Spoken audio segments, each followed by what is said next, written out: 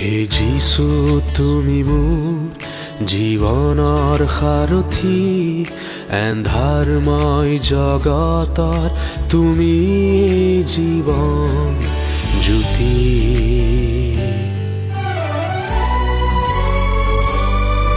হে যিশু তোমাতে মোৰ অনন্ত জীৱন, পাপাত্মাৰ পৰা উদ্ধাৰ কৰি দিলা পৰিত্ৰাণ।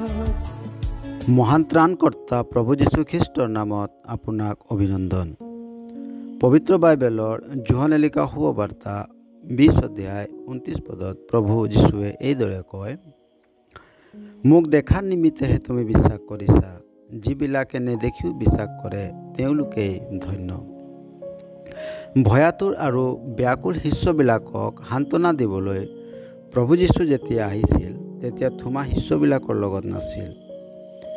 আৰু যেতিয়া অন্য শিষ্যবিলাকে তেওঁক ক'লে, আমি প্ৰভুক দেখিলোঁ, কিন্তু তেওঁবিলাকক ক'লে, তেওঁৰ হাতত গজালৰ চিহ্ন দেখিলে আৰু গজালৰ সেই চিহ্নত মোৰ আঙুলি নোসোমোৱালে আৰু তেওঁৰ কোষত হাত নোসোমোৱালে মই কোনোমতে বিশ্বাস নকৰোঁ। কিন্তু দ্বিতীয়বাৰ প্ৰভু যেতিয়া তেওঁবিলাকৰ মাজত আহিল, তেতিয়া থোমাও তেওঁবিলাকৰ লগত আছিল আৰু দুৱাৰ বন্ধ আছিল। তেতিয়া প্ৰভু যীশুৱে তেওঁবিলাকৰ মাজত থিয় হৈ ক'লে, তোমালোকৰ শান্তি হওক।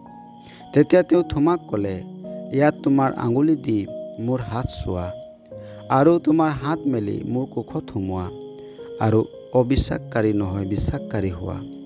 আৰু প্ৰভুৱে ক'লে, যিবিলাকে নেদেখিও বিশ্বাস কৰে তেওঁবিলাক ধন্য। প্ৰভু যীশুৱে ইয়াত কোৱাৰ কথাৰ অৰ্থ হৈছে যে যিকোনোৱে শুভবাৰ্তা শুনাৰ দ্বাৰাই তেওঁক বিশ্বাস কৰে আৰু তেওঁক প্ৰভু ও মুক্তিদাতা ৰূপে গ্ৰহণ কৰে, তেওঁ ধন্য হয়। যিজনৰ পাপ ঈশ্বৰে ক্ষমা কৰে তেওঁ নিশ্চয় ধন্য হ'ব। ঈশ্বৰৰ লগত তেওঁৰ সহভাগিতা স্থাপন হয়, এইকাৰণে তেওঁ ধন্য হ'ব। স্বৰ্গৰ উত্তৰাধিকাৰী হয়, এইকাৰণে তেওঁ ধন্য হ'ব। ঈশ্বৰৰ সন্তান বুলি আখ্যাত হয়, এইকাৰণে তেওঁ ধন্য হ'ব। খ্ৰীষ্টৰ বাক্য শুনাৰ দ্বাৰাই বিশ্বাস উৎপন্ন হয়। প্ৰভু যীশুত বিশ্বাস কৰি আপুনিও আপোনাৰ জীৱনত ধন্য হ'বলৈ ঈশ্বৰে আপোনাক আশীৰ্বাদ কৰক।